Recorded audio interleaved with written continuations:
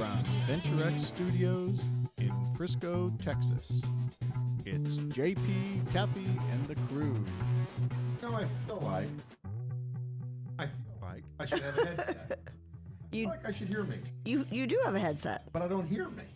Oh, that's not good. I'm like not acting. And you're like me, you're a loud talker. I'm big time. Big voice, but no sound. I think they can only hear you. No, they can hear you. Can you hear me in your headset? Barely. No. Okay. Oh, wait, maybe. Barely. Is that a nice way of saying you think we're having a technical issue? There may be a technical issue. Okay. I think I'm rising.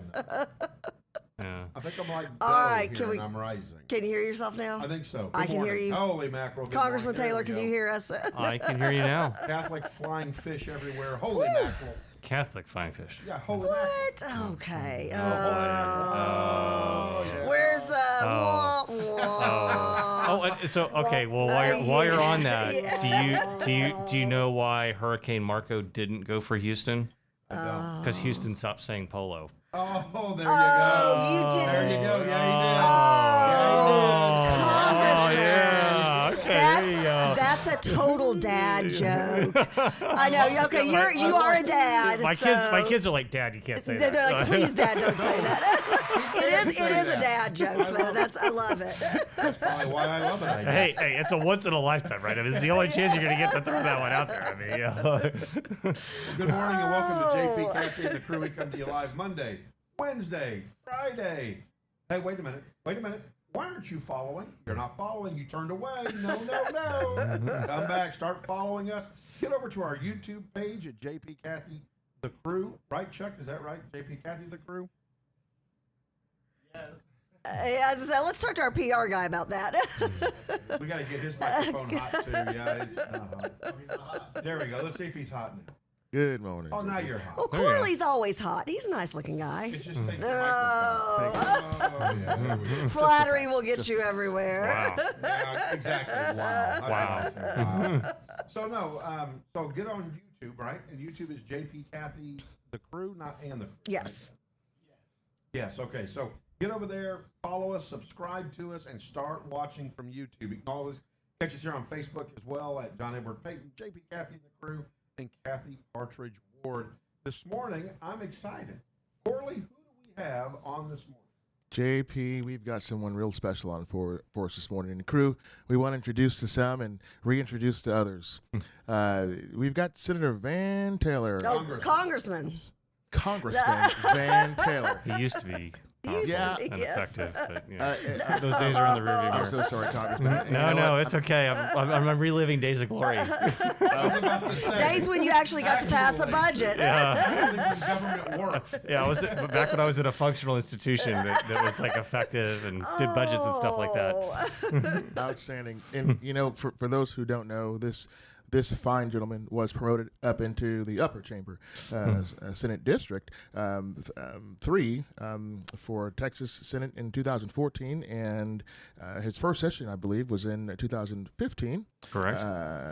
Senate District 8. So I'm now in Congressional District 3. But anyway, Very good. it's still in Collin County. I didn't move or anything. I still represent the same place. Well, thanks for the correction. Folks need to know. Has a tradition of service of our nation and the Lone Star State. He is an Iraq War veteran, businessman from Plano. Served several terms in the Texas House from House District 66, and isn't afraid to fight the good fight for you and I. So please help me welcome Congressman Van Taylor. All right. Wow.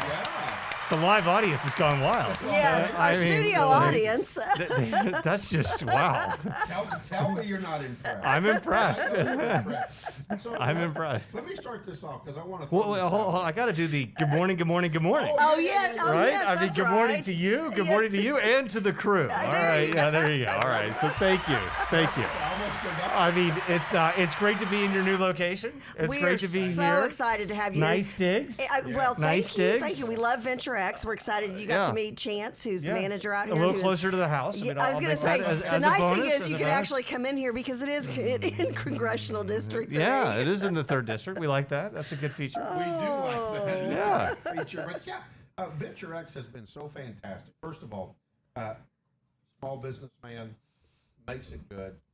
starts opening up other businesses in Collin County to help other businesses prosper by creating this one of these concepts, you know. And so does a great job. We want to thank VentureX, and we want to thank Chance and Leon for all that they're doing to help get us launched into a whole different world where everybody's at home.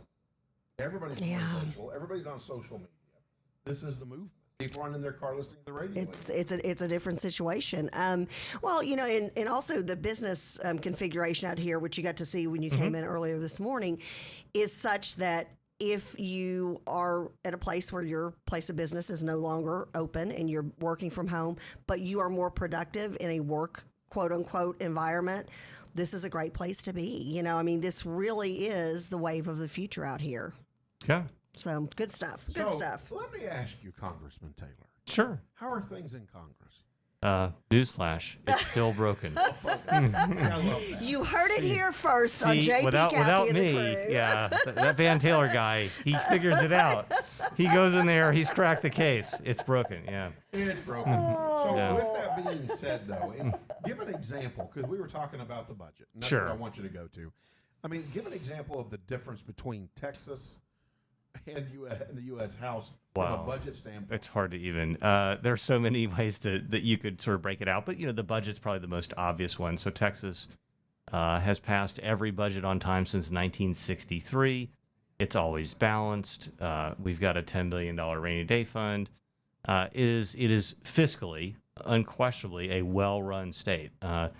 And you can see that manifest itself during the coronavirus, where the federal government gave $8 billion to the state of Texas. The state of Texas handed out literally billions of those dollars to smaller cities, counties that had COVID costs, whereas 35 other states are so fiscally mismanaged, they have not handed a penny out to a single city, a single county, And to that's anybody. so literally, it didn't get to we the people, who are the people who Right. desperately which is needed which the is money. what the federal government intended. They intended to give that money. Yes. You know, and you see Yes. that here in Collin County, where literally, you know, $171 million went to the Collin County's, the county government. Right.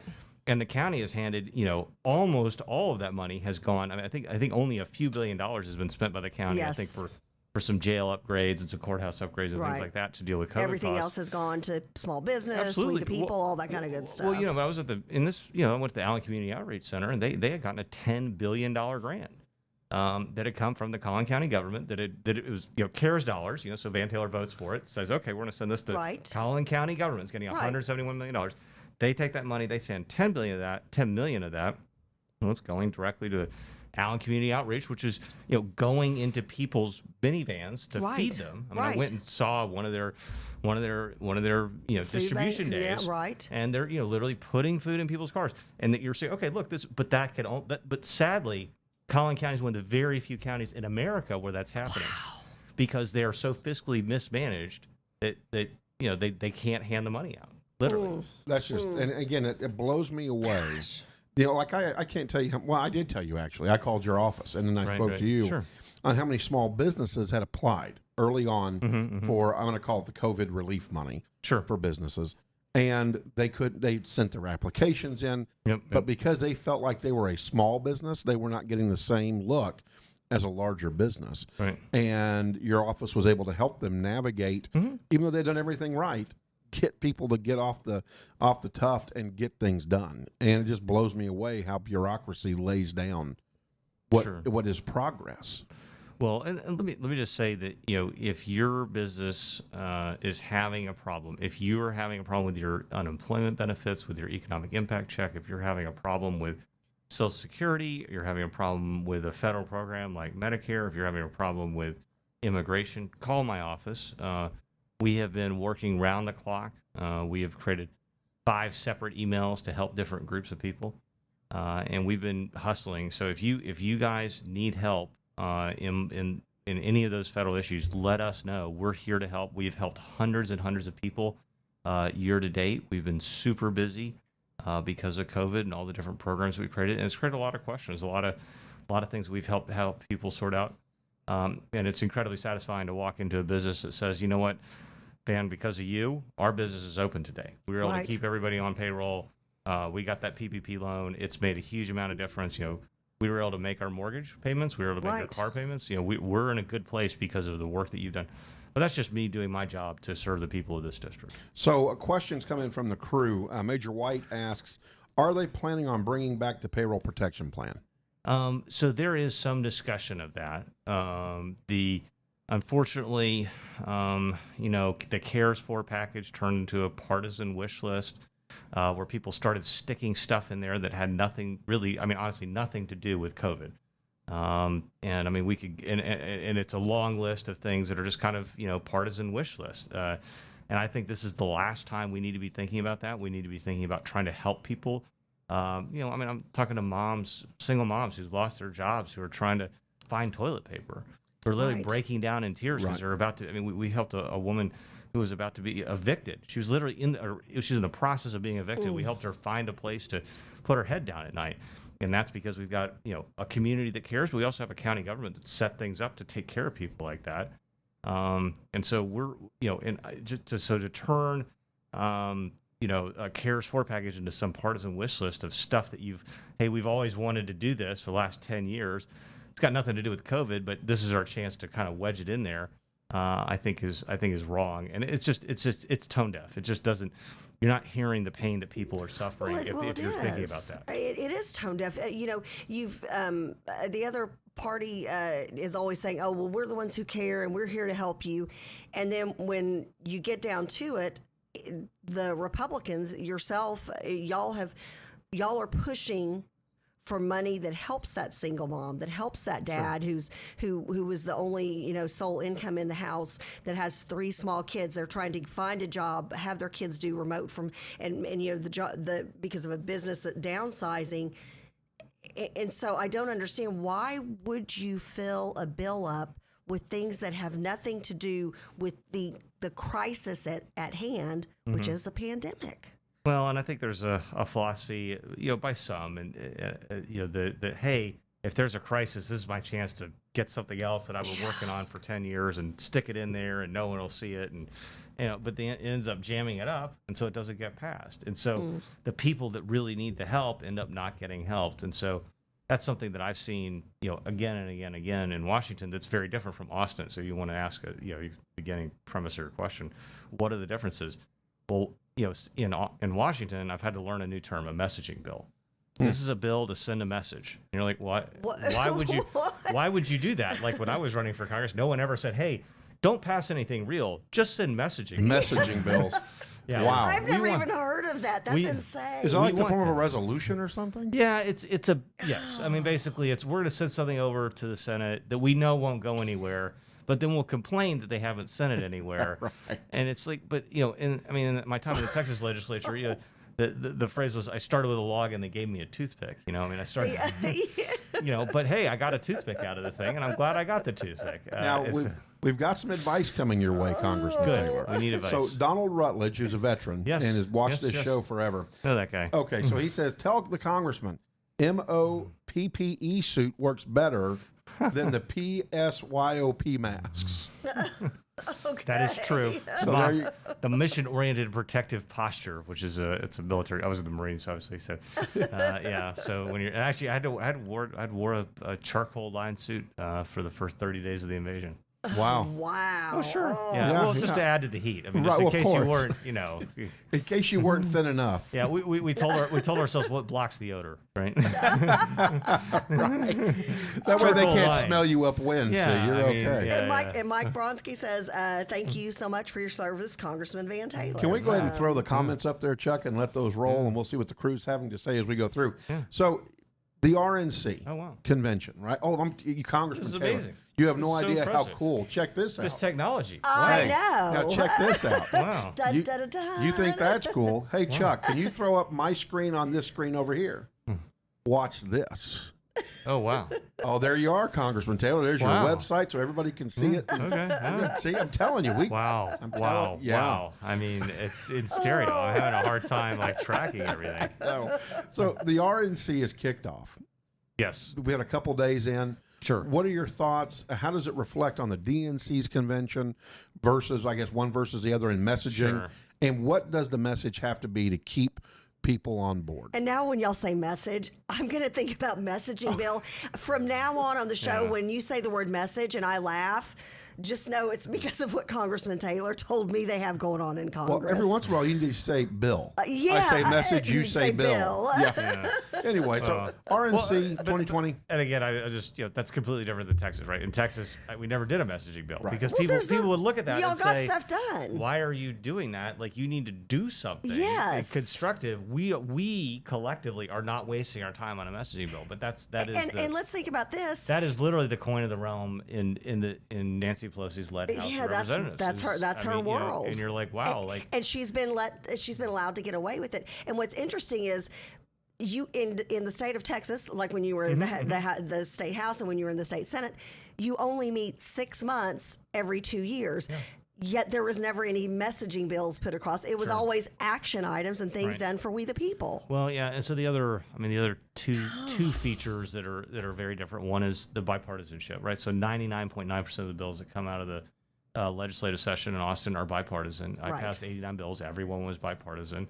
About a third of my legislation was carried by a member of the opposite chamber, a Democrat in the opposite chamber. And I was proud. And, look, I had Democrats come to me all the time and say, hey, could you carry my bill for me? I could use your help. I would like, and that kind of cooperative relationship was very normal. It was very, very much part of the culture, part of how you did things. And in Austin, they'll pass anywhere between 1,100 and 1,500 bills in a legislative session. Whereas in Congress, they're passing, and that's in 20 weeks. Right. Whereas in Congress, it's a full-time legislature, and they're passing between 30 and 60 bills a year. And so it's just, I'm dumbfounded. I'm just dumbfounded. I have yet to vote on a budget. He gets more done jogging in the morning than Congress does in 5 years. Because he's jogging with people of the opposite party and other people, and working with other folks. But there's an expectation of failure, right? It's just we don't expect to pass a budget. We have no expectation of working together to solve problems. There's no desire to fix things. I'm different. I'm trying to take the Texas lessons to Washington and say, look, we can work together. And one thing I'm particularly proud of is I pointed out to my House colleagues, I'm like, look, there are a bunch of Senate bills that were voted on unanimously. I mean, this is a bill that Kamala Harris and Bernie Sanders and John Cornyn and Ted Cruz all voted for, right? So it's unanimous. And, there are probably 80 over in the House chamber. I said, we should start trying to get some of those out of here. And we found out they were all piled up and not being done anything. We started putting pressure. I say we, it's the Problem Solver Caucus, which is a 25 Republican, 25 Democrat bipartisan caucus. Love it. I'm very, very active with. And we started passing some senators' bills, and the senators have actually started their own version of the Problem Solver Caucus. And so John Cornyn is actually one of the 4 Republicans. There are 4 Democrats. Fantastic. And the idea is, hey, let's work together to get some things done. And since we're passing some of their bills, which has not happened before. Right. That's unheard of. Right? They're like, hey, we want to be friends with you. Yeah. We're supposed to get along. Y'all want to go do lunch? Yeah. We're supposed to get along.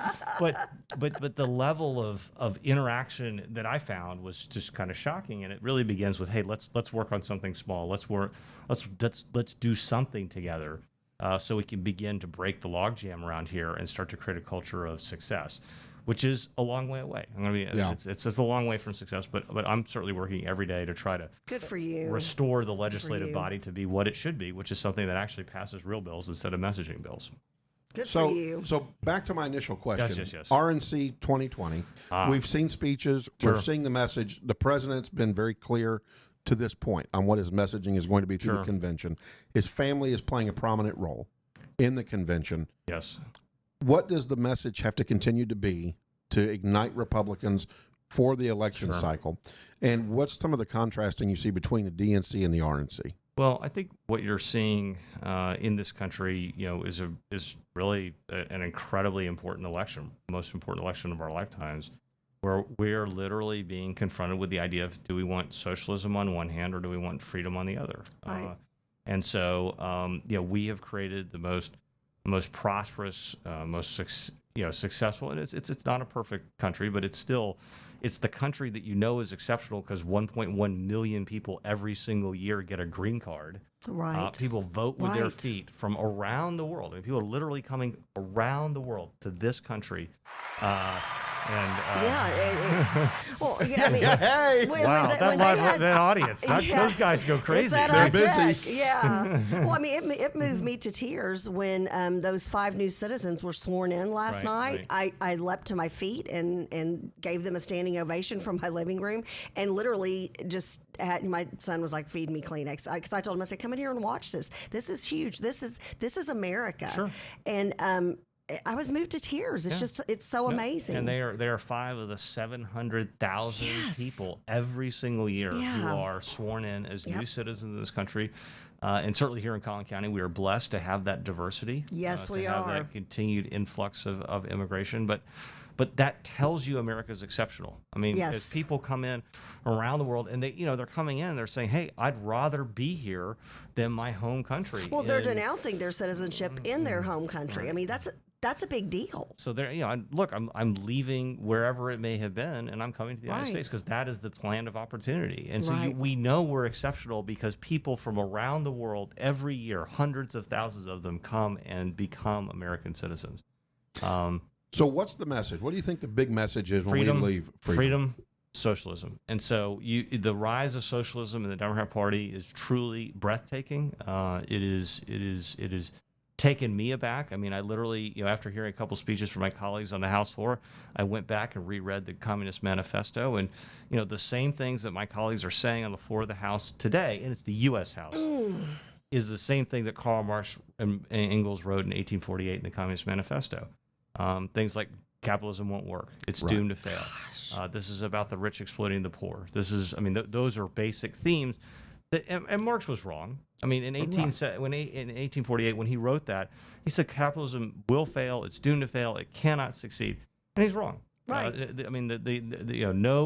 No system has lifted more people out of poverty in the history of the world than the American free enterprise system. The American free enterprise system is the most successful wealth creation process in the history of the world, and that's why people come to it. Right. And you know that because people keep coming to it. If it wasn't working, people would flee. People don't flee. They don't flee the American free enterprise system. They flee socialism. They flee Cuba. They flee Venezuela. They flee North Korea with their lives. They feel fortunate to have gotten out of that place, and they're like, we need to be free. Right. So we were having dinner last night with Mary and Randy Travis, and we were talking about the old days, how you could come to the United States with $5 and an idea, and you could build from that and create your own wealth. Right. And still to this day, you can do that. It just looks a lot different than what it did. And so ingenuity in America is still here. We just can't let socialism knock us down. Sure. Well, and the other, it's a question of how big do you want government to be, right? So today, 42% of U.S. GDP goes to government. If you do Medicare for all, just that one idea, that's another 25% of U.S. GDP that now goes to government. So now it's 2/3 of everything you make is going to government, right? And so that's a phenomenally huge decision for the future of our country. Wow. And that's just one of the many social, whether it's the Green New Deal, no borders, defunding the police, and defunding the police, I think, is probably the most scary and the most poignant. And I'll just say that's real. There are city councils around this country that are defunding the police. They're doing it in New York, in Minneapolis. They're doing it in California. They're doing it in Oregon. And they've done it right here in Austin. I was about to say Austin, Texas, right here in our own back door. Lots of comments coming in from the crew. God bless you for your service, Congressman Taylor, and God bless America. Of course, Donald wants to know, hey, can we start arresting these oath violators in Congress? Wow. I don't think we should be at that point. I think that we need to continue to try to. I'm focused on trying to work within Congress to try to restore it. But I do want to just go back to defunding the police, because I think that is a very scary concept, and it is an article of faith for many of the left. They really believe. The Austin City Council. It wasn't like, well, some of them thought they should and some of them thought they shouldn't. It was a unanimous vote of the City Council in Austin. Yeah, it wasn't. It was like it wasn't even a heated debate, no. Which is frightening. Well, and what's scary about it is, and it's one thing to say, hey, we're cutting the police budget by 1/3. So they went from $450 million this year to the $300 million next year. And it's even scarier when you say, wow, crime in Austin is up over 60%. Well, right? So they've and got a crime problem. you continue to add people. I don't understand when your base of people who are living in the community of, let's say, of Austin continues to grow, which it does, then to decrease police funding makes absolutely no sense. It makes no sense. But let me point out, when you go underneath the hood, it's cutting police officers on the street. It's cutting cruisers on the street. It's cutting new police officer classes. But it's also, I mean, they cut $13 million from the forensic crime lab. Right. And so if you want to test a rape kit, if you want to exonerate someone with DNA evidence, it's harder to do. They're going to be sitting in jail. If you believe in justice, you have to believe in science. You have to believe in forensics, right? And saying, I'm going to cut money for science, I'm going to cut money for forensics, I'm going to cut money from my forensics lab. That to me is saying, I don't trust science. I don't trust justice. Yep. I don't want the guilty to be punished and the innocent to be let go. I want less control on my streets.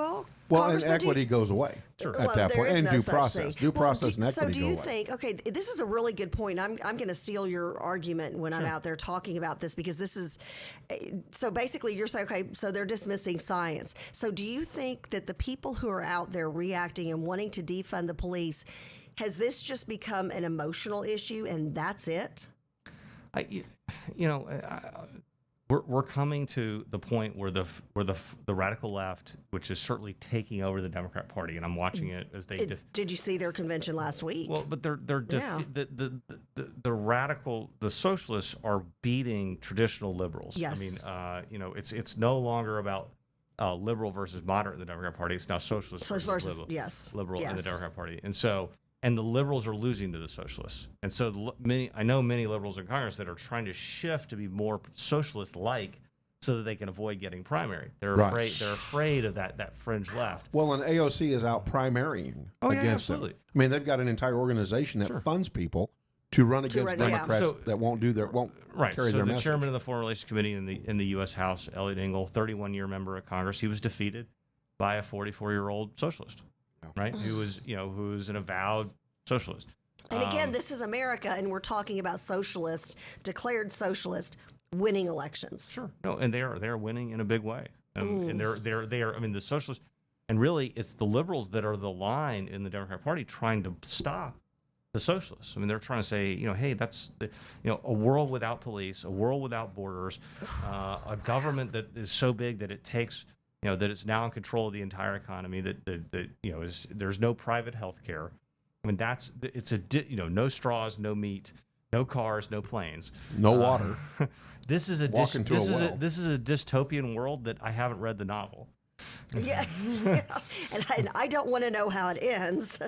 So let's go ahead and shift for a moment because of what we've got going on in Texas and along our coastal border. Sure. We have people that are very interested in hearing what you have to say about this. You were on a call the other night with the governor in regards to Laura getting ready to hit. Can you tell everybody what you know, what the governor's plan is, and what to do to go forward? I was on a conference call last night with the governor, members of Congress, members of the Texas Senate. There was a discussion about he has already gone ahead and declared several dozen counties disaster areas. Senator Nichols, my colleague from the Texas Senate, he said, "Yeah, Governor, you've declared 14 of my 18 counties as disaster areas." And Governor Abbott's response was, "Well, what did I miss?" And then they have begun, evacuations. The state is helping with evacuating nursing facilities, and so. The good news is we have a very competent team that has been through this before. Governor Abbott's been through this before with Harvey Nimkid, the head of the Texas Department of Emergency Management. He's been through this before. They're a well-oiled machine. Senator Cruz was actually on the call. He asked about what can the federal government do, and Governor Abbott said, "Look, you guys have done everything that we could have asked for. Right. Call and thank our contact over at FEMA because they were on the phone early and they asked for several things and got them immediately. Excellent. So you are watching again a well-oiled machine, a competent government entity go through this. Look, it's a disaster. In disasters there are unexpected things happen, which is why it's a disaster. But I think you've got as good a team as you could possibly hope for running this that knows what they're doing. Did they talk about who people should contact that live along the coast, maybe during this time and afterwards, on what needs to be done next? So there are mandatory, and it's a long list, and so I'm not even gonna try to remember it. But there are mandatory evacuations for various counties and areas within counties. So there's some where they're not evacuating the whole county, just parts of the counties. And then there is recommended evacuations in other parts of the state. But I recommend that people listen to their county judge, and I'm sure that information is getting out in those local counties. The two members of Congress that represent that portion, Congressman Brian Babin and Randy Weber, from the 36th and 14th congressional districts, respectively, they were aware of what was going on and seemed to be well plugged in. And I was impressed with the call because it just seemed like everybody knew what they were doing, and it was kind of okay. We've all been through this before, guys, but just to go back over the plan again.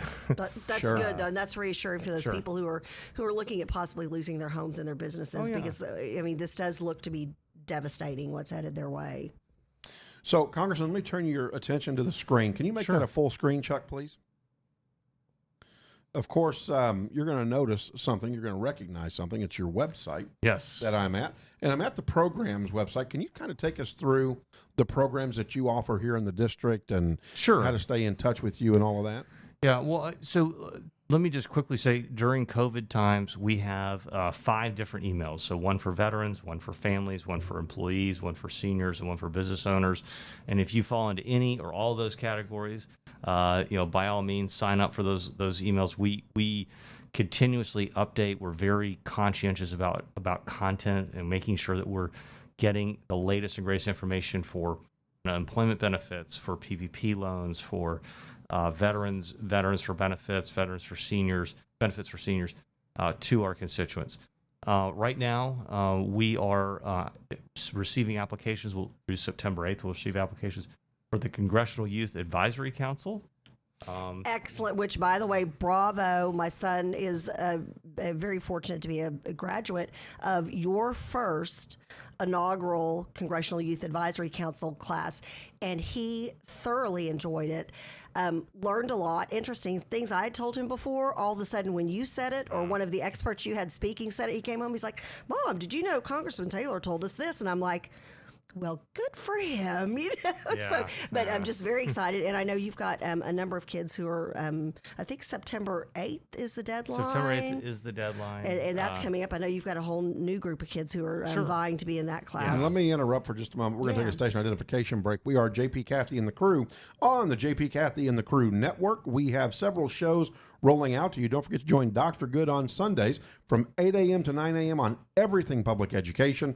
On Thursdays from noon to 1, The Lawyer Show. That's right, The Lawyer Show with Jeremy Rosenthal, as he shows you the in-the-locker-room, behind-the-scenes talk that lawyers have. And it's funny, he's going to be very blatant with you, so you want to tune in on Thursdays from noon to 1, and we're getting ready to launch our very first husband-wife financial management team. And that will be fun. Yeah, I don't want to miss that at all, on how women and men sometimes don't agree on finances. And then, Kathy, we have a wonderful group.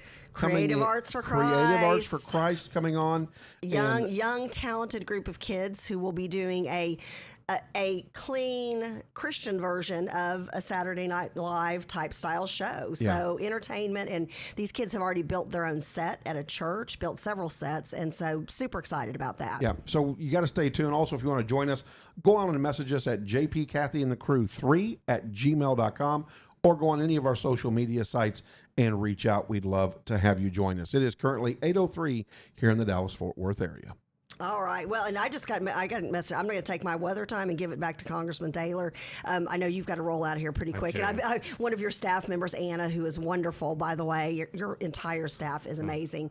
Thank you. So, final thoughts. How can people do something about fighting for capitalism? Well, you've got an important election coming up, and if you believe in freedom, I hope you'll help us. It's certainly an issue. And I will say that the left is very focused on these socialist policies. Defunding the police is a real thing. They're really doing it. They're really New York City. I mean, their gun crimes are up 100%. Well, and people are leaving Right. New York in droves. I mean, Yeah, it's know, absolutely frightening. But governance matters. Who you vote for matters. It does. It does. We're very blessed to be in Collin County with good schools and safe streets. It's a well-run county. It's got the fiscal wherewithal to handle a crisis like this.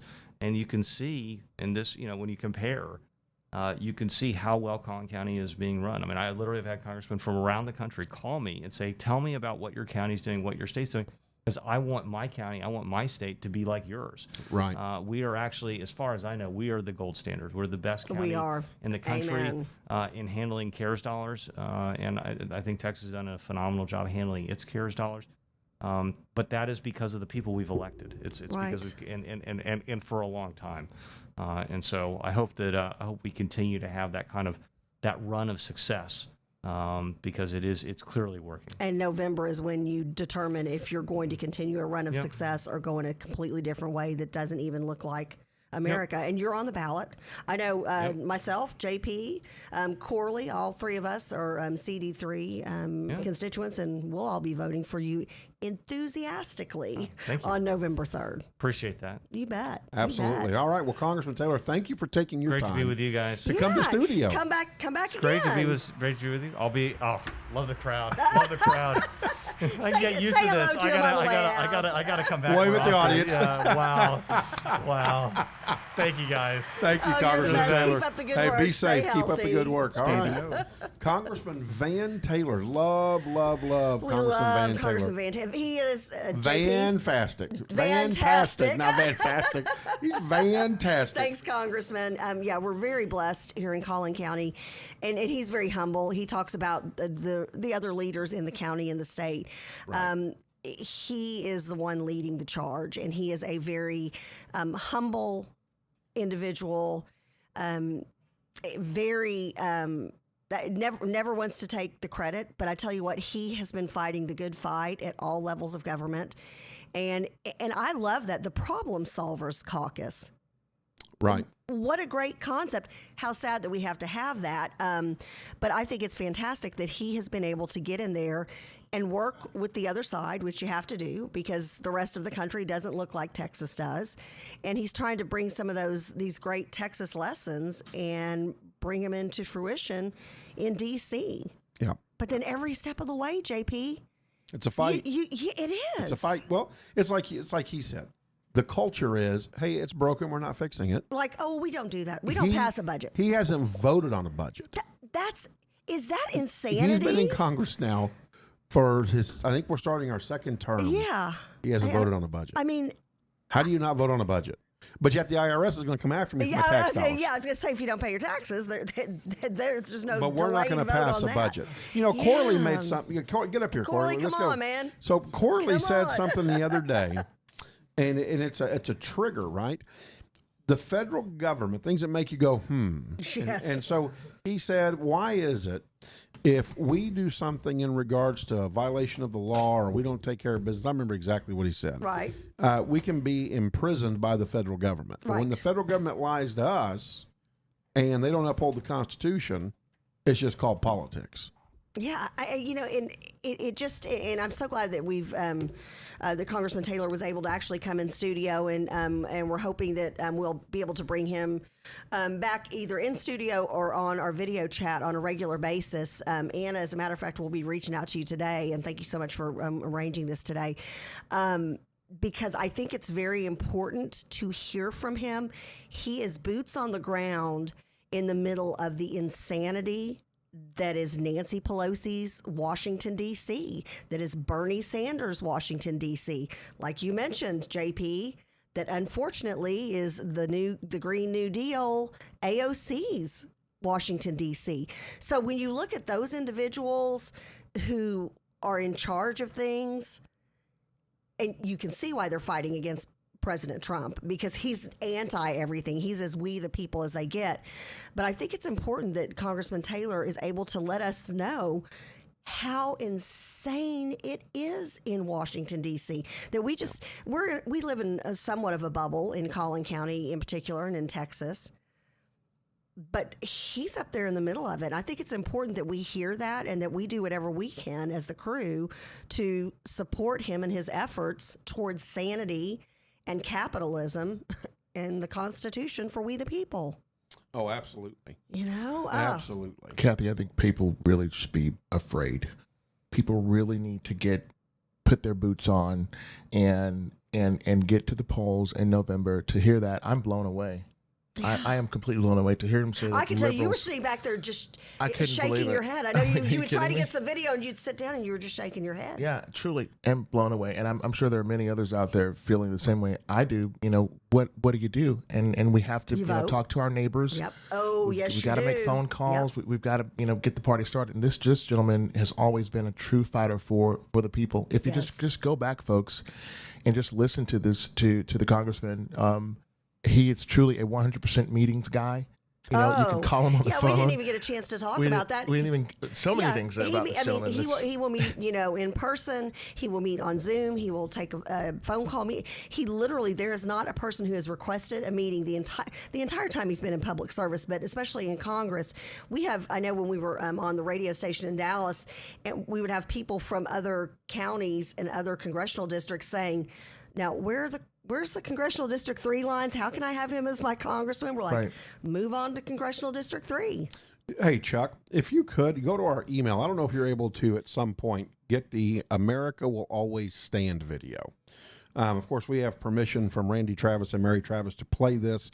In fact, they sent it to us. And so I don't know if you can gear that up at some point. Let me know if you're able to do that. It's in our email. Yeah, I can get it. Okay. And so, but as we get ready to gear up for that, we're going to take a quick station identification break. We are JP, Kathy, and the crew. We appear to you on JP, Kathy, and the Crew's network. That's right. We have our very own network, and you too can be a part of that. Go to JP, Kathy, and the Crew 3, JP, Kathy, and the Crew 3 at gmail.com. You can tell we're still trying to memorize all of our handles and this, that, and the other, and emails. We're like, right? And we always look over to Chuck and we're like, is that right? Is that right? Yeah. JP, Kathy, and the Crew 3 at gmail.com. Or go to any of our social media and send us a message, and we would love to sit down with you and talk to you. There is a show in you, and we want to bring it out and give you a platform. So come on and join us. Or sponsorship in you. That's do you right. want that full screen, or where do you want that? Yeah, full screen, because what we're going to, not right now, I'll go ahead and cue you up on it. I just want to make sure. All right. And I want to play it for a few minutes and let people see what we think of America anyways, and how we see America needing to come together. And so I think it's just a good way to tie everything in together. I didn't get an opportunity, but I wanted to tell Congressman Van, my grandfather came to America when he was 17 back in 1907, fleeing Stalin. Wow. Because he did not want to raise his family in that type of environment, and he came to America to be free. Wow. And it's just amazing. Yeah. There are several. That people, says it all. It does, and that's the same story today. A lot of these folks don't travel outside of the U.S. I've had the privilege. I started traveling like 19, maybe. But bottom line is, there are people right now. America still is to so many people a beacon of light.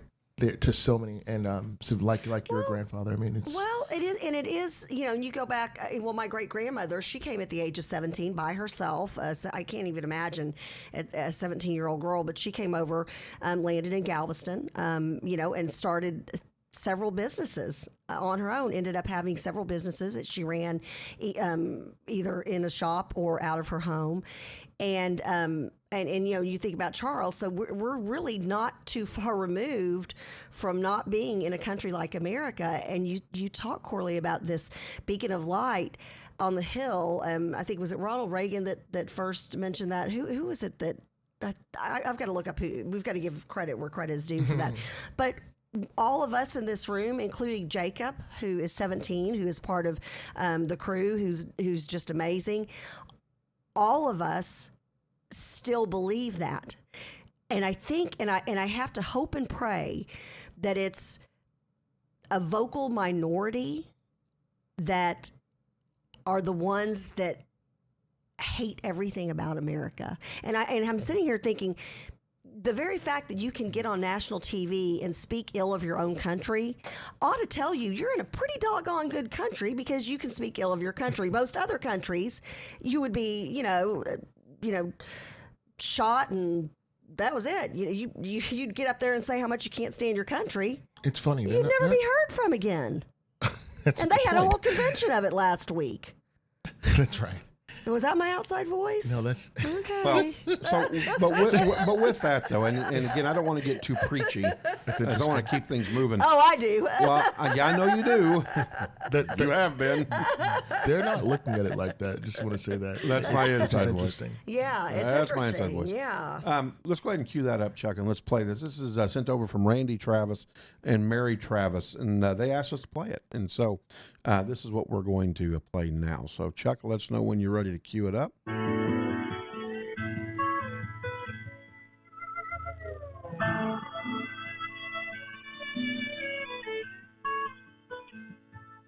She stands in the face of evil and will not lose hope or faith. America, the land of freedom, is still the home of the brave.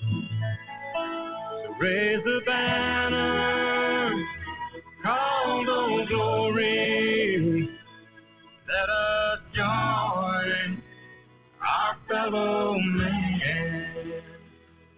History will write the story. America will always stand.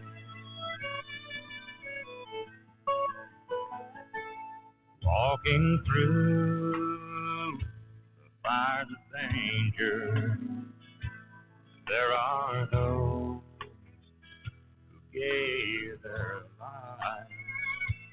They're the world's greatest heroes, and we won't forget their sacrifice.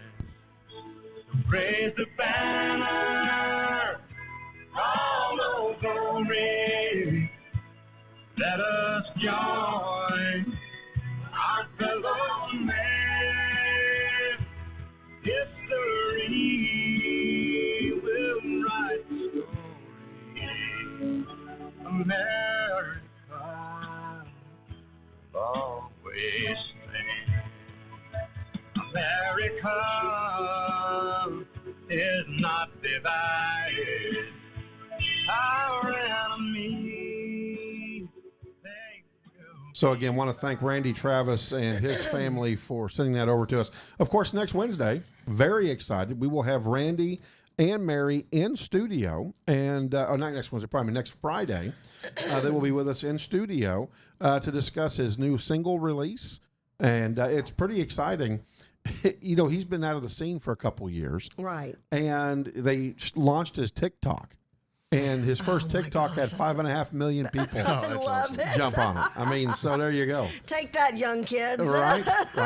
And so, yes, we're going to discuss that with them and discuss what life is on the ranch and just have a good time. And so next Friday, you want to tune in and definitely join us and Randy Travis and Mary Travis. And so, JP, don't you ride horses with him or something like yeah, that? well, I mean, we go out and we play with horses Hey, right I now. was playing gonna this say, he whole helps thing, with the, huh? like their What's going on horseshoes here? and the mud and stuff like that.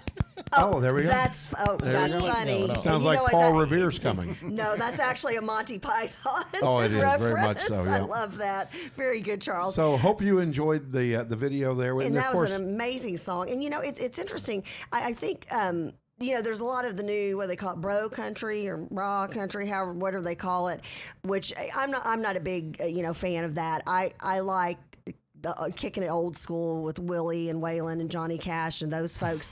And when you think of some of the, like, I think of who really influenced me back in the day when it was country music, who are true country musicians. I think of like the George Straits of the world, and I think of Randy Travis. He's right up there in my top 3 that I remember back when I first got into country.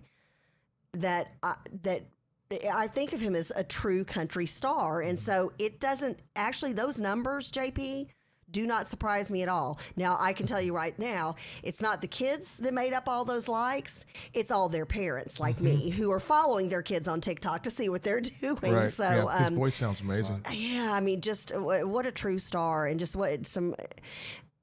That's when country music had real, true meaning. Well, and on Friday, we'll play some more of that video. We'll finish that video up at that point, and then we'll start playing his single on Monday and Wednesday, pieces of that. And so just, again, he's a true American and believes in America and has faith in America. And I can tell you to this day. And has been living the American dream. To this day still does. Yeah. You know, and still believes that Bill and Hillary should be in jail. Yeah. Just be careful when you bring that up. Can you say Teflon? Well, he'll tell you. He'll feel tell real you what good he here. thinks. He'll feel real comfortable here with us in the crew. He'll tell you how he thinks. Is by he the pretty way. political? Gosh, yes. Oh, wow. Yes. Extremely conservative, very faith-based. God's a big deal. Yes. You know, and God's a big deal with a lot of other people too. And so I don't want to jump into that because that's a whole nother topic that I do want to talk about on Friday. Because I think that we need to talk about the fact that God has been taken out of the DNC and we've injected God into the RNC. Have you noticed? I don't want to get into it. Yeah. Clear defined line. Friday. Save it for Friday. No. But I'm just saying that every single speech has ended with "God bless America." I mean, that's telling. No, it is, and we want you to come back to that seriously on Friday that's telling. It's that's going to be one of our amazing. topics. One of our I topics love is going it. to be Love it. where have we gone? And so also go find your memes. I want us to post memes Yay. from Facebook Oh. on that very topic. Are we doing 'Cause any there's memes some- today? Because I've got a couple political memes that I sent to Charles that are hilarious. We can in just a minute if Charles can get them up. Okay. I emailed them. I followed your directions for once. I sent them via text, and then you said email them to me, and I did. And I emailed them with the title "Funny Political Memes." Kathy, you're so funny. I finally followed instructions. Yeah, I know. What a crazy concept with technology. I was like, you know what? Charles is There we go. busted. Political memes. See, So we'll get to them in just a second. Don't throw them up just yet. So we'll get to them.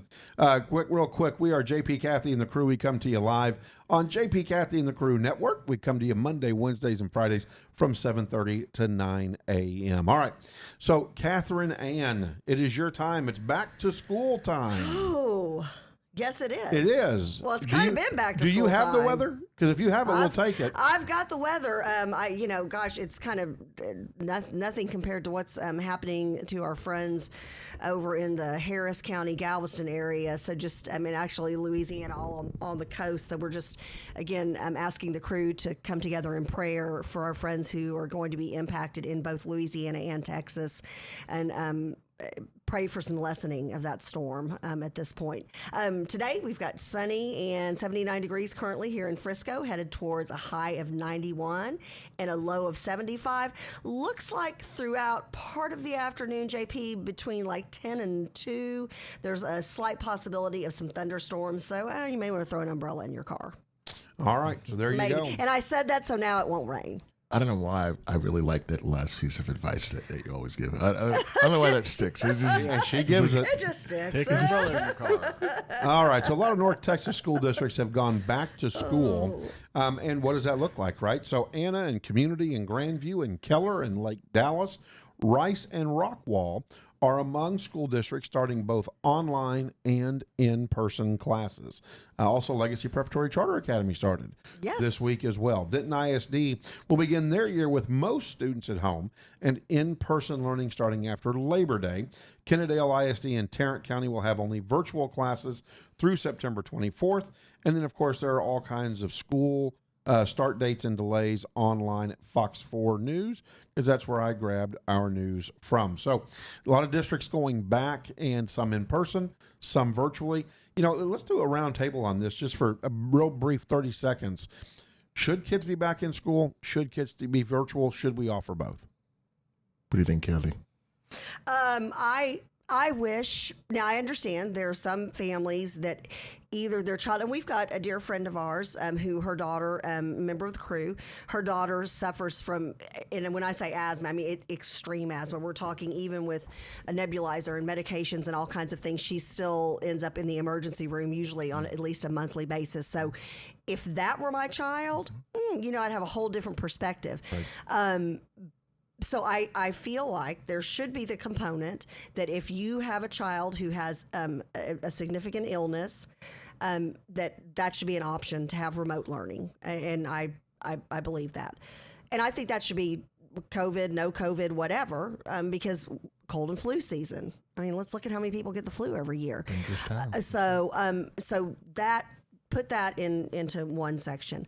I think kids need to be back on campus. I've got my son he said, he's like, do we really get to go back next month? And then he only gets to go back twice a week. And he just doesn't understand. He's like, well, if we're there twice a week, why can't we be there 5 times a week? And and I said, well, I know you missed your friends. He said, I do. He said, but Mom, I liked, and he's over at, I'm going to give a shout out to the Academy in Plano. It's a project-based learning STEAM school. Lynn Ojeda is their principal. This school has teachers just waiting to get a job there.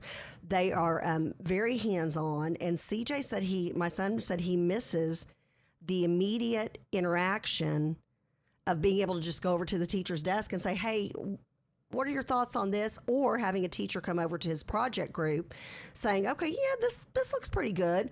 How can y'all take it to the next level? And that immediate challenge where they're like, oh, okay, well, we're going to show you within 24 hours. So I think you're seeing drug use, alcohol use, unfortunately, teen suicide. I think you're seeing things like cutting, all different kinds of things that kids do when they don't know what to do with the pain on the rise. And at this point, the mental health of our youth needs to be our top priority. Boy, it really does. 30 seconds is a long time. I know. Oh, did you say 30 seconds? Well, I did. I followed. I just wanted a reaction. Okay, I followed directions once today. Well, but amongst us, I'm the only one who has a school age kid, so I'm literally feeling it at home. Well, and I'm hearing those conversations. I hear you, but I'm trying to move. I know, yeah. We Well, got so good much luck with to that. cover. Like I said, I followed directions once today, sending him an email instead of a text. So Correlate. that for the day. Correlate. Not a 30-second Kathy reaction, just 30-second reaction. That's exactly what she said. I mean, these are formative years, and it's important. And this is how we grow. Some districts are apparently doing it right. But, it is what it is. We're going to have to get through it. And I think if people want something different, they need to speak up. I don't have any kids at home right now. My boys last year at Oklahoma University.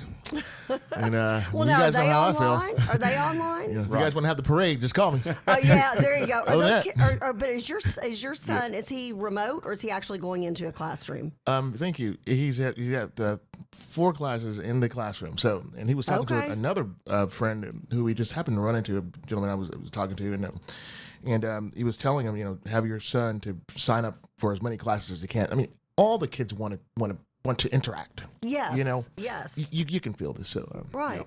So Yeah. Dallas ISD had a lot of questions to answer, and so they held a teletown hall to talk about what they've decided. So kids in Dallas ISD will not go back to school now until October the 6th.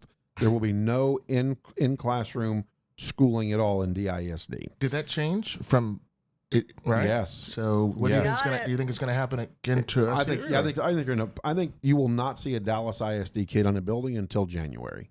God, see, that's terrifying. Well, if I'm a it is. Dallas ISD parent, I should be scared to death of a statement like that. Lots of questions Yeah. were asked at the teletown hall.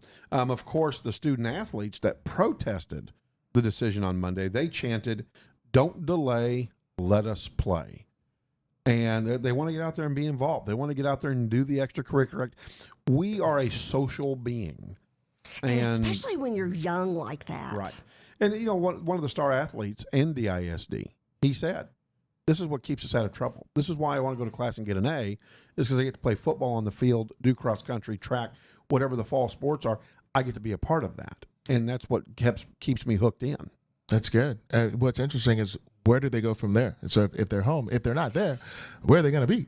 And I Right. mean, you either one or the other. And I think whoever, I don't know, man. This is a scary time. I'm still tripping off of Van Taylor. Off the Congressman. There you go. To hear him say, "I got Put that on a bumper sticker for Congressman Taylor. Kathy, did he not say in JP, the liberals are pushing back against the socialist? I mean, I'm freaking out. It's Wait a minute. crazy. And he said, but the socialists are winning. Yeah. Well, and that's like he said, well, What the heck? So anyways, I know. so Dallas ISD, some of the parent concerns Right. Sorry, were, JP, yeah. hey, will our kids be safe in the cafeteria?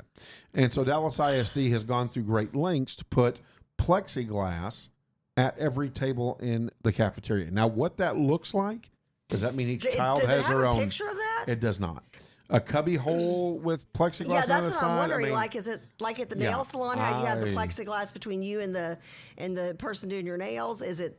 They're just getting ready for There's the plexiglass cubicles that they will when you- be working in. Oh, yeah. Between you, the rest okay. of their life. Gattaca all over again. What are you Exactly. saying, Charles?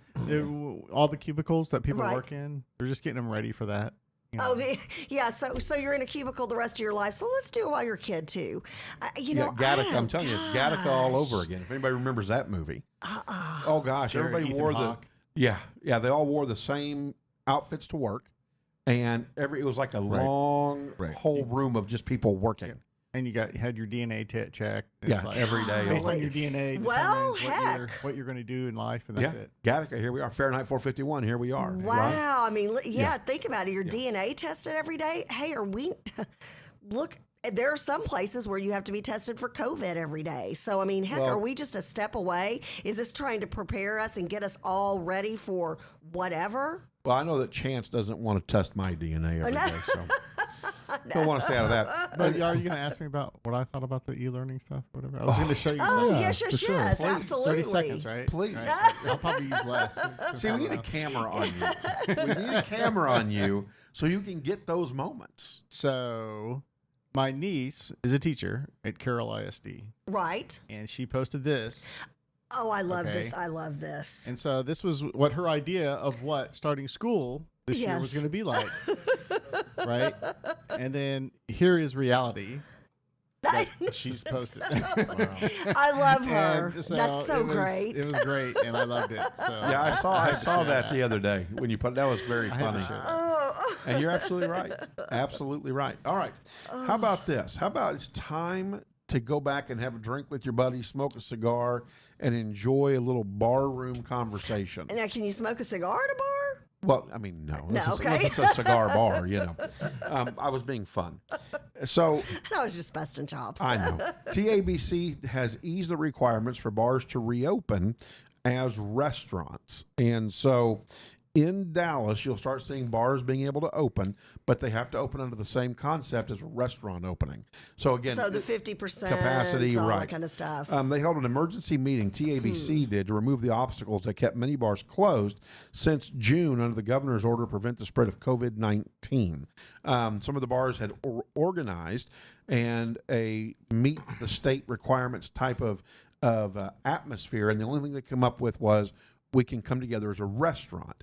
And so the news that they've been waiting for, it does give some people some pause based on what they've seen before, because there's a picture when Dallas reopened and the bars came together, and it was like they were on top of each other. People were leaning on each other, laying on each other. Which is a normal bar scene, anyways. If we can Right. all remember back to our Isn't 20s. alcohol a disinfectant, though? I guess, Oh, right? hey, that's a good point. If you're drinking, it should all be good. Wait, what was it at the very beginning of the coronavirus when everybody was, at first it was bourbon? Everybody was drink bourbon. Right. You won't get COVID if you drink bourbon. Yeah, I'm And then- there. I'm there for that. And then, and then it was something else, and then they're like, oh well, maybe it actually lowers your immune system. We're like, wah, wah. I know, right? So here's a direct quote from TABC. What we have done through this rule is essentially make it easier for bars to obtain food services, Porter said.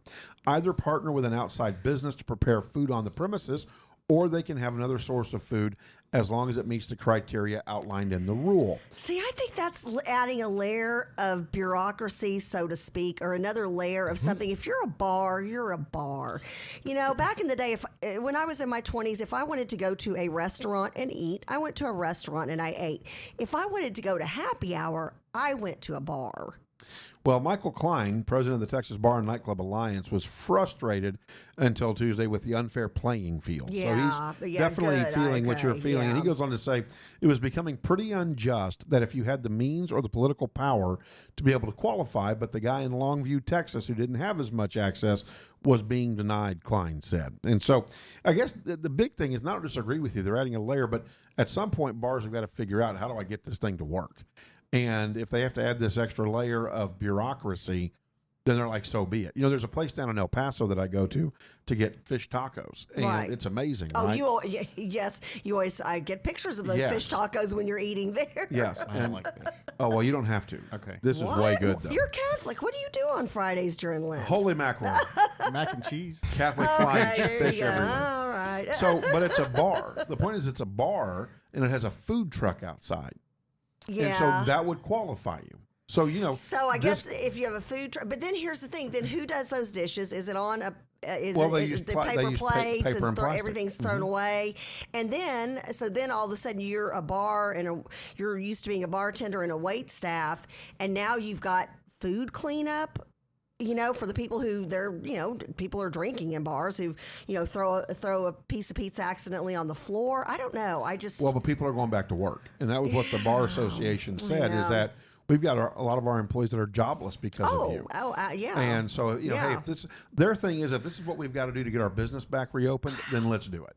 and then So they're doing And it. so they're saying, okay, so it's going to be the same rules as the restaurant. So does that mean gosh, there were 20, 30 of us that would all meet up at a bar. Or we all danced together. We all hung out together. If they would have made us go and sit at a bar in separate tables, again, I'm going back. If you're young and you're in that mode, how does that work? You know, I mean, so do you have to divide up amongst your group of 30 people who are meeting out there? Can you not dance? Yes, I am a product of the 90s.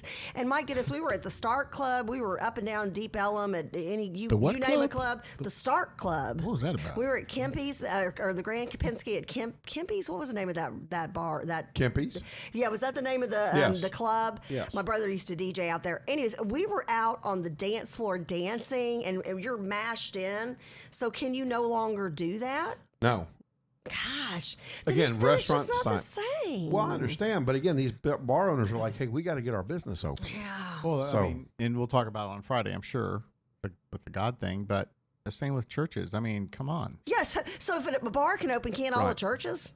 Well, churches have opened, at least in Collin County, because And- I've driven by them and the parking lots are Right. full. But there's some states though that That are have casinos open but close their churches, and we can talk more on Friday about that. but, actually, and I you know just- what? We need to get Lathan Watts of First Liberty back out to give us an update on those states that are still being sued, because you're right, like a casino's open, but the church next door boarded up. Yeah. Yeah. So TABC is doing that. Bars in Texas will start to reopen, but again, it'll be like a more of a restaurant type atmosphere. And again, I think the more the concept of that is the food part and trying to keep everybody socially distanced. So, just to kind of finish local news, and this is really kind of a state news kind of thing. Of course, everybody bracing for Hurricane Laura. They do anticipate that Hurricane Laura will reach over 100 miles an hour in winds when it does hit the ground. They say that when a hurricane comes in and it's building momentum, that causes a lot more damage than one that has hit its peak over the ocean. And so we are praying here at JP, Kathy, and the crew for all those members of Texans, or not members, but club crew members like Coach Quigley, but also non-crew members, Texas residents who are having to brave that Yeah, and get ready who for have had to that. leave their home, and Yeah. we're just praying. First of all, keep yourself safe. I even know some folks who are in the Galveston area who've decided to hunker down. I know not all parts of the coast are on mandatory evacuation, but please what is it that Governor Abbott, the phrase he coined, something like turn around, don't drown. At some point it gets too late to evacuate. So Right. pack up your fur babies, your kids, your family, your elderly, Well, help leave the neighbors. kids behind, but you can pack the fur babies. No, Okay. oh my Well, they're gosh! expecting I think Laura- it is National Dog Day, so They're a expecting shout out to Laura all of our dogs. to hit Upper Texas too. Yes, correct. Yeah, that's right. Way up here. You're That's right. correct. You're It's- right. it's It's real slated to be serious. bad. Yeah, You're right. 500,000 people have been ordered to leave their homes and evacuate their businesses throughout several counties. The storm is being categorized as a Category 3 hurricane.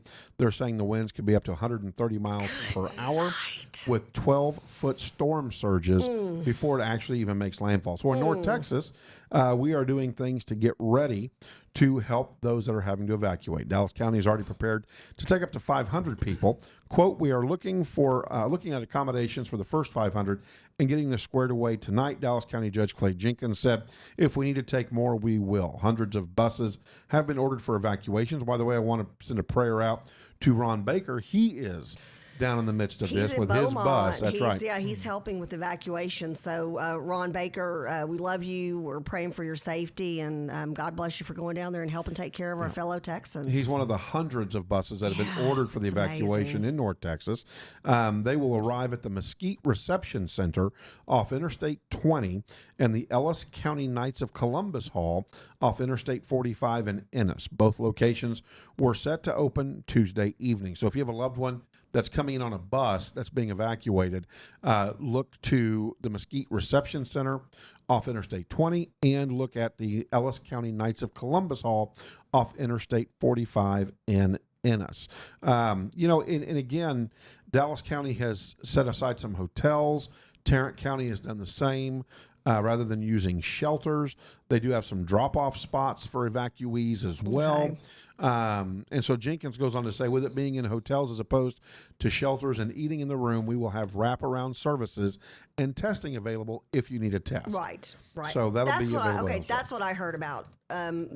That's the story I heard this morning. Oh, okay. I was trying to figure out what they were talking about with hotels and COVID testing. That must have been it. That's Okay. for evacuees. And Tarrant County Judge Glenn Whitley says that at least one hotel will also be available in Fort Worth, quote, putting family units in a room and not in a mass area where we would be doing the exact opposite of what we want to be doing, Whitley said. We are responding to Hurricane Laura while also responding to a pandemic, Governor Abbott said at a press conference on Tuesday. And so a lot of preparations going on here in the North Texas area to be able to provide help and assistance. And to those families that are taking in family members, God bless you. And thank you for helping out your family member along the coast. I know that Coach Quigley, part of the crew, he's with family in Spring, and he is safe and sound. And Yeah, so thank goodness. we want to thank everybody for what they're doing. Also, on the buses, they will have disinfectant, masks, and PPE as well. So all precautions being taken, and we appreciate what the governor's done. Again, we have the best governor in the best place right now because he's been through it Right. already. And So- and like Congressman Taylor, so aptly pointed out, the people, the leaders, city, county, state leaders, even our United States, congressmen.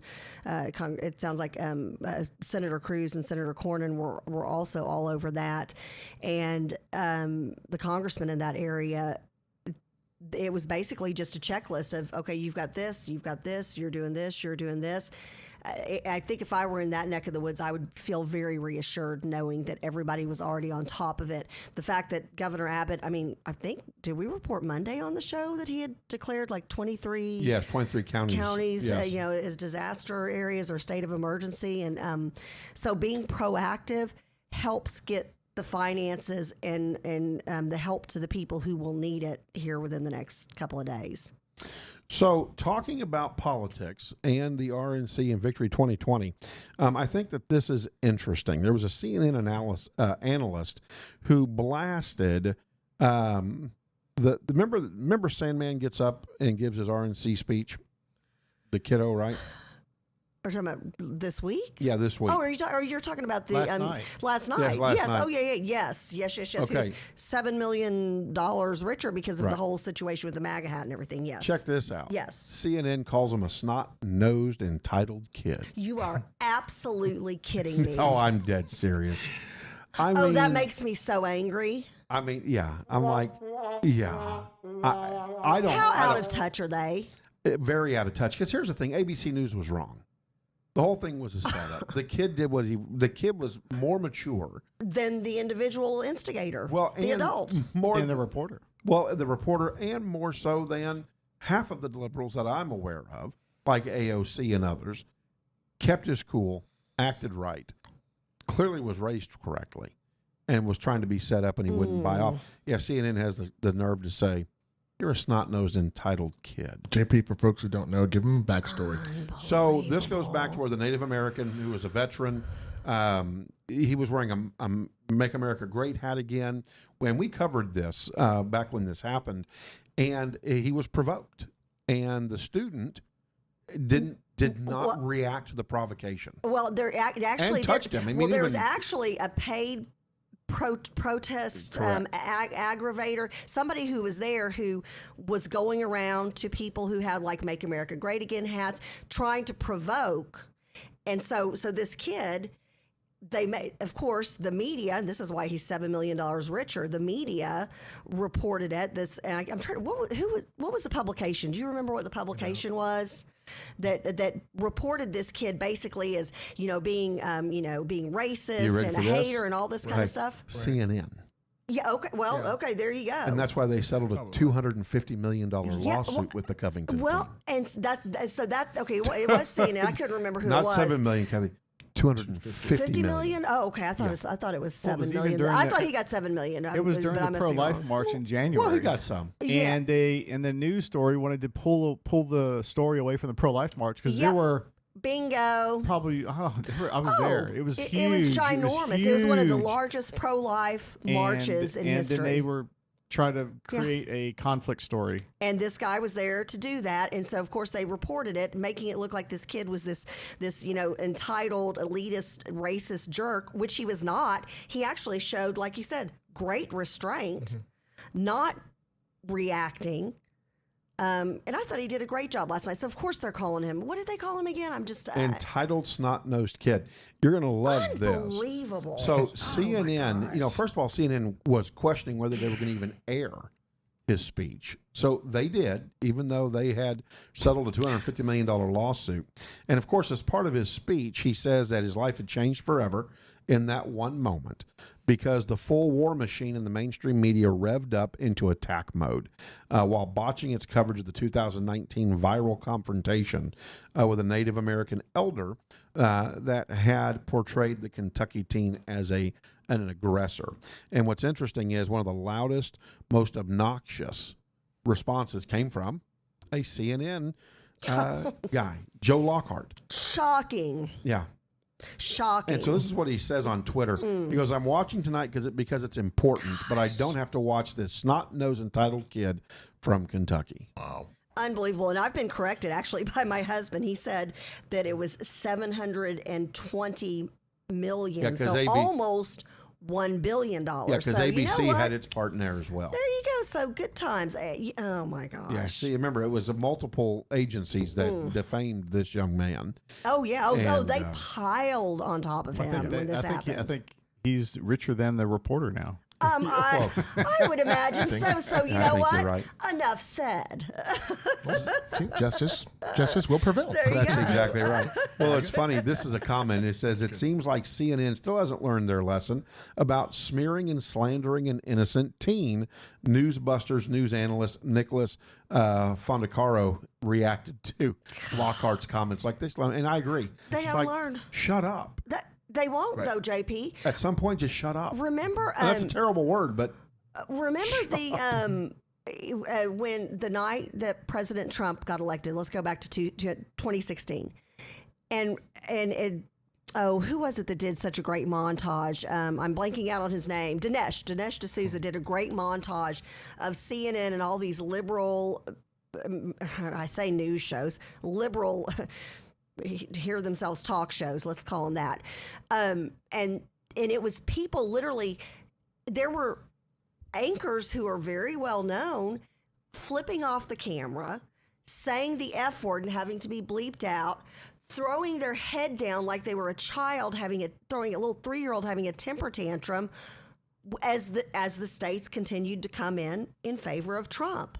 And then there were people on CNN and other places like that. I'm not for sure CNN. I'd have to look at the montage again, but one of those stations, and they were saying, "Well, America as we know it has ended. This is the beginning, kids. This is the beginning of the end of the world."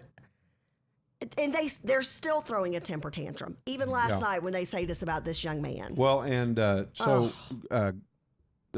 Gail Meeks goes on and says CNN was at University of Alabama trying to film anyone without a mask, and that wasn't socially distancing. The students started videoing CNN, who also didn't wear masks or had them under their nose or hanging from their ears. Good for them. Yeah. Good for them. Turn it on them. I love it. Good for them. Turn it on them, by golly. Absolutely. I think journalists should be arrested. U.S. based journalism has gradually shifted from objective news, and it offers more opinion-based content than anything. And when Walter Cronkite died, that was that's kind of when that's when it all stopped. Some of the icons like the Walter Cronkites of the world, that's when news reporting ended. And this is something because JP and I, having come from the radio background, you were always told, you had to have a couple of sources. You needed to vet those sources. You couldn't, and we weren't reporting the news. We were just we've never tried. This is definitely our opinions, and if you agree or disagree, that's great. Right. We love you anyways. But what we say on here is this is just our opinions, us kicking the can around with what we think about that or the other.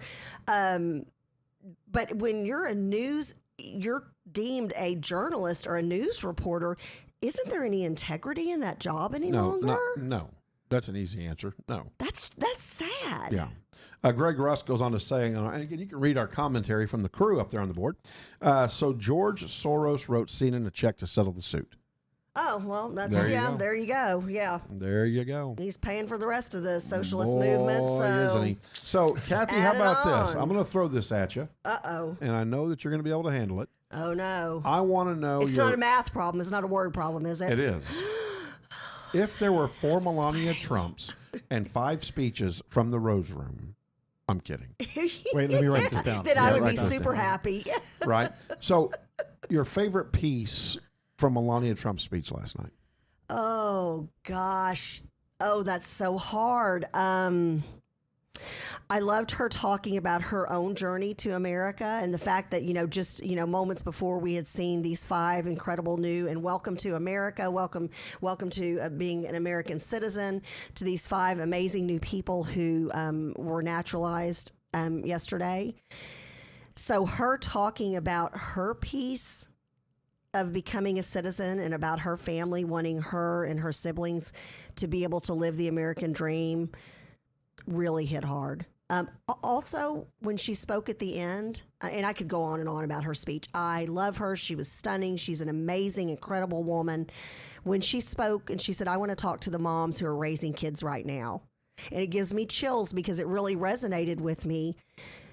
Social media has been a real demon in child rearing nowadays. For as many great things that are available on social media, if you're a mom raising kids right now, you really worry. You really worry about them. And so when she spoke specifically to the moms raising kids in the social media generation, that hit home. Well, and of course, here's the irony, right? And I think it's great that it's being billed, at least by one news agency, as a xenophobic backlash by Bette Midler, making the comment that Melania Trump still can't speak English. Oh, my. Yeah, there you go. Oh, my gosh. That's from your socialist liberal friends. See, again, what it goes to prove is that... Oh, my gosh. So she just dogged every immigrant who still has an accent from their home country. Yes. And Bet, what is your accent? Yeah, moron. And she's cruel. Moron. She's disgusting on Twitter. As a matter of fact, Elizabeth and Brett from Arizona are on our feed this morning. Brett has been thrown in Twitter jail several times because of Bette Midler. Yeah. Well, she says horrible things. This is what she wrote in another tweet. #BeBestIsBack. a UGE bore, huge bore. You can speak several words in a few languages. Get the illegal alien off the stage. Oh my God. First of all, it must be a really tough job to be so hateful every single day. Literally, when Melania Trump was up there, our amazing first lady, I looked at my husband and I said, the Democrats and the Libby Libs are hating this because she is a well-spoken, kind, compassionate, intelligent, beautiful woman who loves her husband, loves her child, loves her family, loves her country, loves the military, loves teachers, loves the first responders. They don't know what to do with her. I'm kind of glad she said it. Let's Oh, you know, God, yes. because it's like now we can see the contrast, and in races, you know, incumbents need to show the contrast. Yeah, let's use that, and let's just kind of use that energy and say, see who these people are, I mean, Right. or you know, see what they're pushing. Well, and James Woods, the Party of Diversity mocks an American for her accent. God, that's horrible. Yeah. Well, Greg Rusk, he had a good from the crew. He said, "It's I think it speaks perfectly to the American dream that the most graceful and classy first lady in U.S. history happens to be an immigrant herself." I mean, again, I don't care what party you are. Why aren't you celebrating that? You know, she talked about the contest that she judged, and she actually talked about something that the other side just barely even had a blip on the radar. She spoke about the fact that women have been able to vote for 100 years. This month, we celebrate 100 years of women being able to vote. I mean, she talked about everything that's great about our country. Well, it's craziness. And it's funny because, Wow. of course, from Fox Business Nation, Kennedy, she gets on and she says, and I love this, who knew xenophobia was the wind beneath your wings? Oh, Bum, right? And so then, of course, Kathy Griffin had to get in because she's a complete idiot. Oh, the red-haired chick who Yeah. who didn't she get in trouble because she had a severed fake head of Oh, yeah. President Trump? Oh, yeah, because she's a moron. She's a real class act. What did she have to say, Yeah, JP? she goes, seriously, F ... this B ... Yeah, Okay, so I guess if you're a Where did she put that? liberal, it's on Twitter. if you're a liberal woman, it's okay to dog other women. Well, if Is you're that a what they're saying? Socialist pig, I mean. And then makes me want to vomit, CNN political analyst and Playboy White House correspondent Brian Karam said. Is there a Playboy White I'm House replying to correspondent? Griffin. Wait, this is breaking news, JP. What? That's what it says. There's not even a Playboy magazine anymore. It's all online, right? I don't know. Oh, JP. I don't know. Are you sure there's no magazine? I think the magazine, wasn't that news a while back that the magazine was no longer, it was all online? I got to look that up. I don't know. thought so. Wait, so, okay, but Did Chuck? they still have a correspondent? Do you know? Nope. You know, none of the guys here are going to admit it. Okay, somebody from the crew. Chuck is back going, whoa, certainly Wait, not. Playboy correspondent, I was what? trying to Need figure a out camera. what the heck are you talking Need a about? camera on you. I haven't heard that, but no, they say Playboy White House correspondent.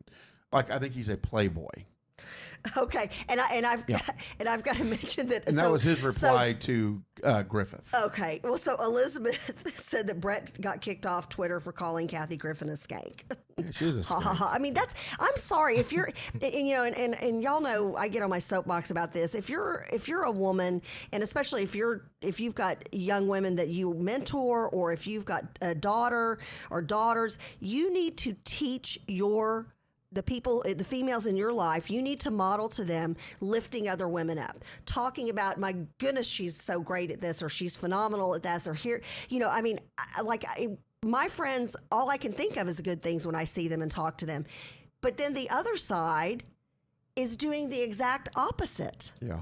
And they have more, unfortunately, right now in the social media world, they've got more influence than I do. Yeah. There's something wrong with that. Well, on Friday, come back and see wrong us with here at JP that. Kathy and the crew. Follow us. I saw you turn away. Don't turn away. Come back. Follow us here on all of our social media. Go to YouTube. We need 1,000 people on YouTube. Yes. So join us on YouTube at JP Kathy the crew and subscribe. Chuck, did you have something? Get your finger pointed to the air. Well, there's a link above your head. Oh, there's a link above. Oh, my point head. to it. to And do. Kathy, you can point over towards John. I like that pointing stuff. There you go. Yeah, I love that. You can go So- to that link and follow us in Follow whichever the link. platform you like. That's Preferably right. it'd be great for YouTube. We need you to subscribe to YouTube. Like it or lump it. That's what we need you to do. All right. So, with that being said, on Friday, we didn't get to It's discuss it. almost 9. Yeah, we didn't get to Oh. discuss it. But the things that you purchased during the pandemic that Oh, you probably wouldn't yes. purchase. Or did you purchase something and never receive it? Or you didn't sure. receive, like you had to send multiple emails to, some email that went down some rabbit hole. Yeah, there's some COVID, I call it COVID jacked. So, when you also, didn't get what you ordered. your PPE, right, Chuck? We got to have our PPE for Friday. Yes, your positive person experience. And so make sure you send us that over to JP Kathy and the Crew 3 at gmail.com. Again, JP Kathy and the Crew 3 at gmail.com. Send us over your PPE experience with somebody. You've had to have had a great experience with somebody. Somebody had to make your day in some way or some fashion. Well, tell us about it and send it over to us. Love it. Because we would love to hear about that.